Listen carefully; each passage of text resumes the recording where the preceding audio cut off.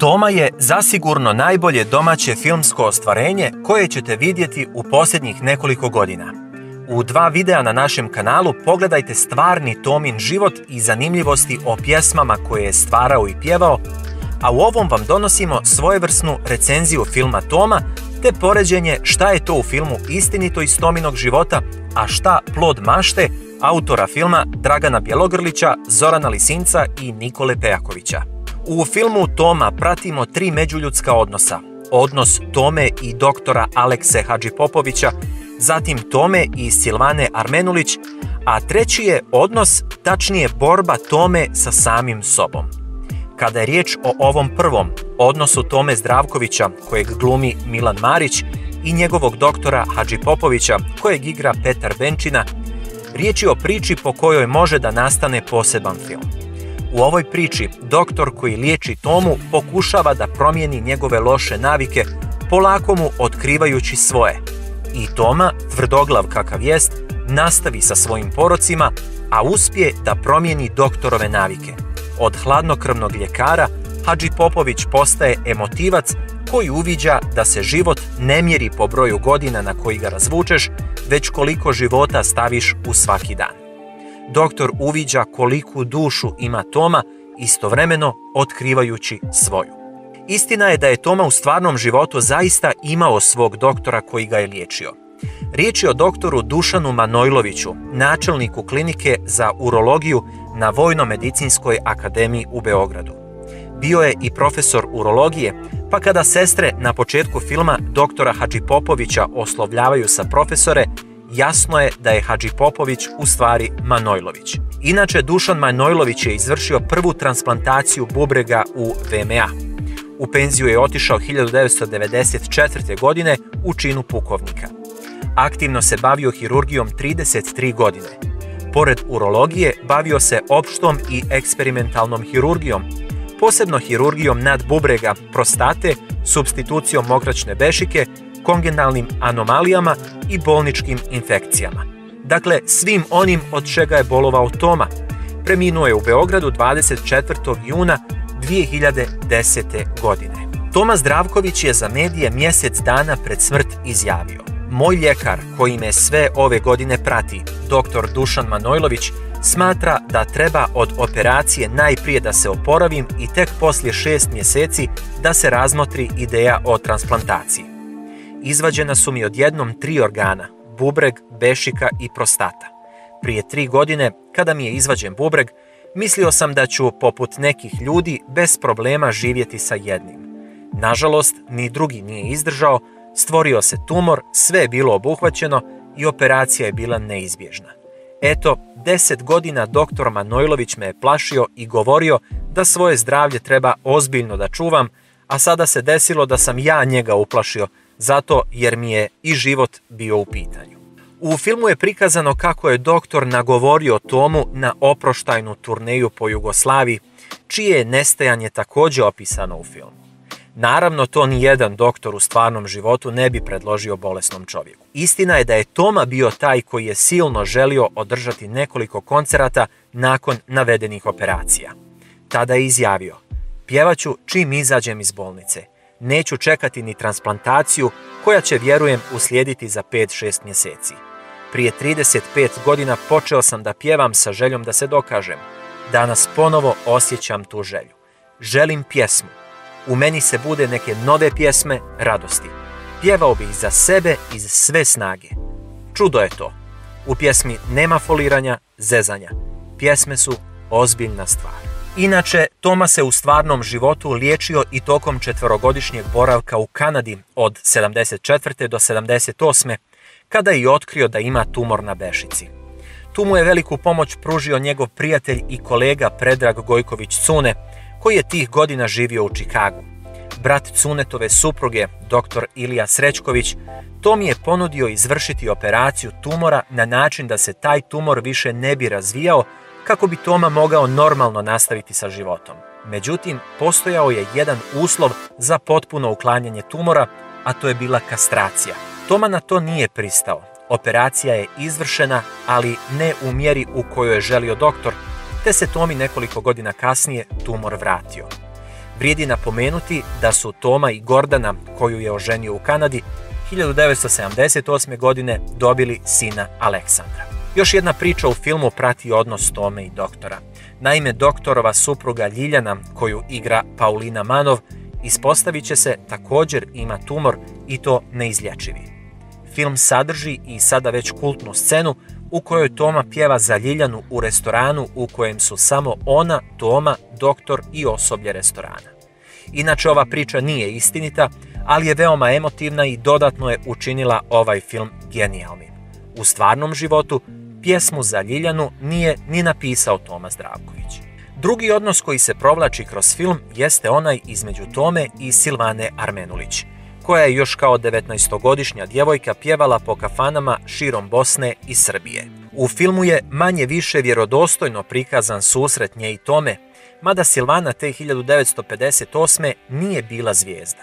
Ono o čemu se i danas vode polemike jeste odnos njih dvoje. Neki kažu da je Toma smrtno bio zaljubljen u Silvanu, tako je prikazano i u filmu, te da je htio nešto više sa njom, dok drugi tvrde da je njihov odnos od prvog dana bio drugarski i da su se vrlo često ispovijedali jedno drugom. Reditelj filma Bjelogrlić pred promociju filma je izjavio da je Toma bio zaljubljen u Silvanu i da mu je to potvrđeno iz nekoliko izvora, među kojima je i Tomin brat Novica. Nadalje, Tomina supruga Gordana nakon promocije je izjavila: među njima je postojalo veliko prijateljstvo, ali ona je za njega bila nedostižna. Vjerujem da nikad nije imao hrabrosti ni da joj kaže da je voli. Kada je poginula, bio je očajan. Sjećam se da nam je Lepa Lukić to javila. Nikada ga takvog nisam vidjela, toliko tužnog. Dakle, možda tu i ima istine, ali je sigurno da Silvana ne bi željela vezu ili brak sa poročnim čovjekom kakav je bio Toma. Stoga i ima smisla njena rečenica upućena Tomi u jednoj od scena filma, nakon što joj Toma kaže da srećni ljudi ne pišu pjesme i da moraš dobro da zagaziš u blato. Silvana mu naime na to odgovara: vidiš, ja se tog blata i klonim.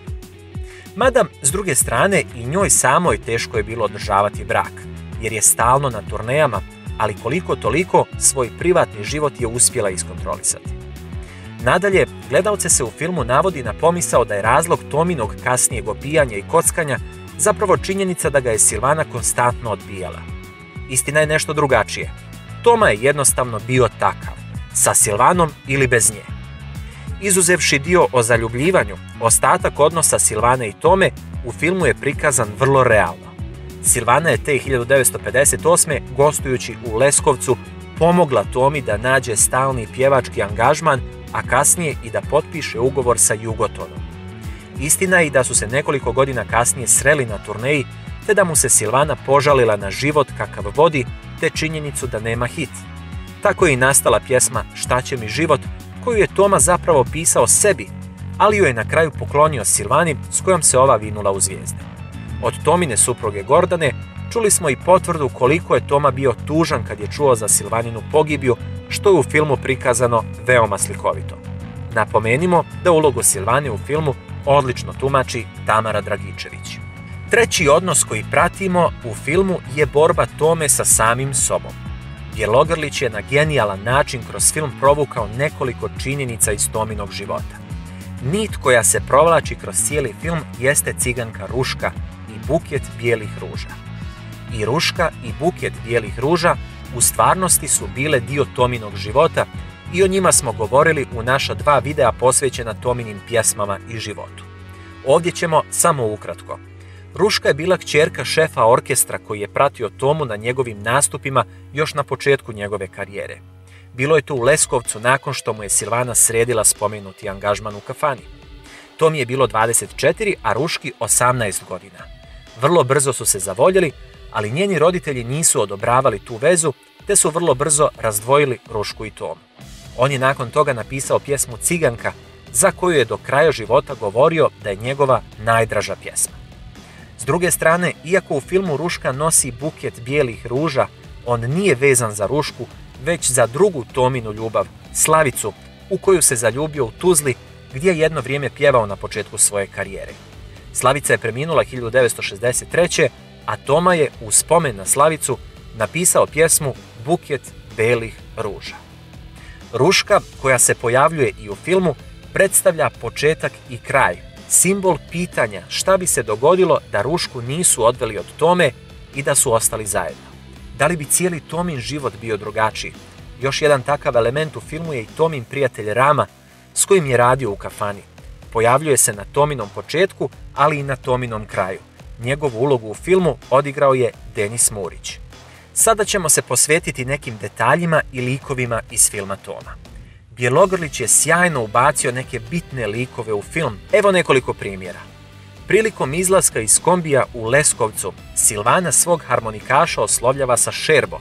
To je naravno asocijacija na čovjeka koji ju je prvi uveo u svijet muzike, Sarajli i vrhunskom harmonikašu Ismetu Alajbegoviću Šerbi, koji je u filmu predstavljen kao opušteni lik, bosanac, brkati veseljak. U stvarnosti, Šerbo je bio izuzetan profesionalac koji nije puno improvizirao. Uostalom, pogledajte fotografije Šerbe u filmu i u stvarnosti. Dalje, direktor beogradskog predstavništva Jugotona Obrad Jovović na filmu je predstavljen tek usput i to kao preozbiljan, čutljiv lik, a u stvarnosti bio je vrlo susretljiv i otvoren. Obrad je Tomi uz preporuku nekoliko kolega muzičara prišao na jednom od njegovih nastupa u popularnom beogradskom restoranu Stadion, o čemu smo detaljnije govorili u našem videu Toma Zdravković kad duša pjeva i plače. Ipak u filmu njihov susret je prikazan drugačije, na jednom od susreta beogradske estrade. S druge strane, u filmu se kao šaljivi element pojavljuje i Tomin navodni menadžer Drda, koji se u filmu predstavio kao Dragan Daković Drda. Njega igra glumac Andrija Kuzmanović. Riječ je o fiktivnom liku, jer Toma nije imao stalnog menadžera, već nekoliko njih po potrebi. Zanimljivo je ime koje su dali tom liku. Naime, Dragan Daković Drda u stvarnom životu bio je fudbaler i trener nekoliko nižerazrednih beogradskih klubova, ali i bojem i povremeni glumac u srpskim serijama. Preminuo je 2020. godine, pa su mu Bjelogrlić i ekipa na taj način dali počast, jer je Bijeli i ekipi, koja je glumila u filmovima Montevideo, pomogao trenirajući ih neke fudbalske poteze. Drda u filmu je zapravo Vladimir Vlada Perović u stvarnosti. Riječ je o estradnom menadžeru, ugostitelju i bivšem suprugu pjevačica Lepe Lukić i Suzane Perović. 80. godina 20. vijeka vodio je kultni beogradski klub Duga, centar noćnog života Beograda u to vrijeme. Bio je menadžer Silane Armenulić, Šabana Šaulića, Doris Dragović i grupe Srebrna krila. Zanimljiva je uloga menadžera u filmu. Jedna scena s njim promijenjena je u odnosu na prvobitnu verziju filma. Radi se o menadžerovoj rečenici koja prethodi Tominom ulasku u kancelariju sa pjesmom Odlazi, odlazi. U toj rečenici menadžer Drda govori na telefon. Onih 6 boksa Kenta, to stavi kod Sinana u kofer. Pa ako ga provale, jebi ga. I onako je naš, sad. To je vjerovatno trebala biti aluzija na Sinana Sakića, kod kojeg je 2015. godine prilikom povratka iz inostranstva pronađena droga zbog čega je bio uhapšen. U konačnoj verziji filma umjesto imena Sinan ubačeno je ime Šaban. Ipak primjetno je da Drda izgovara Sinan dok se čuje Šaban. Zbog čega ta promjena nije jasno. Sigurno je jedno, da je Šaban Šaulić, kojeg je Toma vrlo često spominjao kao izrazitog profesionalca i velikog prijatelja, trebao dobiti nešto bolju posvetu u ovom filmu. Tomin odnos sa majkom Kosarom i bratom Novicom prikazan je u potpunosti tačno, dok je njegov odnos sa ocem Dušanom prilično nedefinisan. Dušan je prikazan kao strogi lik koji ne vjeruje u Tominu blistavu budućnost, čak ga i tuče kao dječak.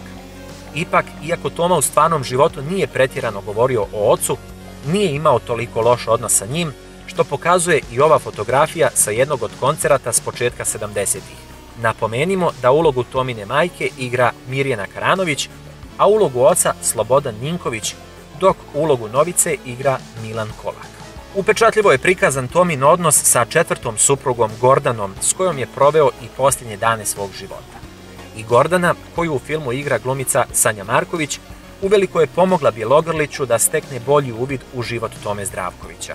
Kako rekosmo, velik broj detalja iz Tominog života Bjelogrliću je ispričao Tomin brat Novica. To se posebno odnosi na Tomin odnos sa trećom suprugom Nadom, koja ga je u filmu prevarila, iako detalji njegovog razvoda sa tom ženom u stvarnosti nisu poznati. no imajući u vidu da je u filmu upravo Novica taj koji je Nadu vidio sa drugim muškarcem, možda je i to istinita verzija. Saobraćajna nesreća koja je prikazana u filmu se desila i u stvarnosti. Naime, Toma se 27.6.1990. godine sudario sa autobusom u Beogradu, kom prilikom je polomio ključnu kost, 4 rebra s desne strane i prst lijeve ruke. U filmu se pojavljuju brojne Tomine kolege i prijatelji: Cune, Tozovac, Kemal Monteno, Davorin Popović, Lepa Lukić, Zoran Kalezić, Mika Antić, Zoran Radmilović i brojni drugi, što daje posebni čar ovom filmu. Vrijedi spomenuti i odlično ukomponovanu muziku u filmu, gdje je svaka Tomina pjesma smišljeno sinhronizovana u film.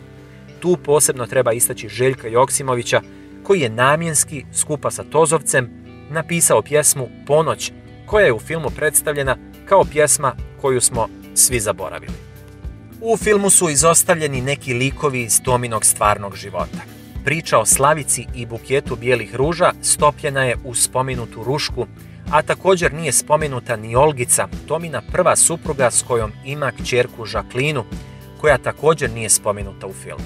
Nije bilo mjesta ni za Tominu drugu suprugu Milicu, koja ga je također ostavila zbog poročnog života. Nekoliko detalja iz filma nisu tačni, ali je ta činjenica zanemariva u odnosu na ukupan dojam filma. Na početku filma prikazana je proba na kojoj Toma učestvuje kao glumac u Leskovačkom pozorištu. U stvarnosti, Toma je bio odličan glumac i gluma mu je bila prva profesionalna ljubav. Šta više, nakon prvog nastupa sa Silvanom, direktor Leskovačkog pozorišta ga je pozvao da bude stalnim članom tog pozorišta, što je Toma i bio neko vrijeme. Glumio je u nekoliko predstava, među kojima se ističe Zona Zamfirova.